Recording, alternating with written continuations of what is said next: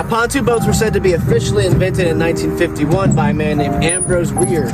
One of these big storms came and rode up our pontoon boat onto our little floating dock and this metal anchor point here. Ripped a hole in one of the pontoons. Now, as you can see, this thing is leaning. We gotta take it out of the water and get it repaired. Here's the issue. The giant amount of trash that has flowed down behind it. Very unfavorable gravel incline. This occurred in the great state of Minnesota. Of course, in the land of 10,000 lakes, Ambrose found that he needed a more open space stable platform to serve as a bit of a floating deck, if you will. So the original pontoon boat was made of welded steel drums with a plywood sheet just put on top. Plywood steel drum boats were actually the first iterations to be sold as pontoon boats in the late 50s and early 60s.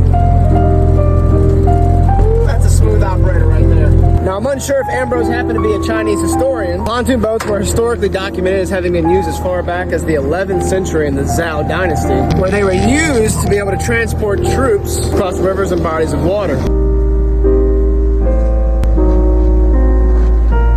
So later in the 60s, the Weers Corporation started putting upholstery on the decks of their pontoon boats, including all kinds of fancy things like wet bars, carpet, and leather sectionals. Those versions of pontoon boats are now more reminiscent of what we see on the sea today. Obviously, we use ours for a different means, one that I'm not sure Ambrose expected. But as much use as we gathered, we sure are glad he made it.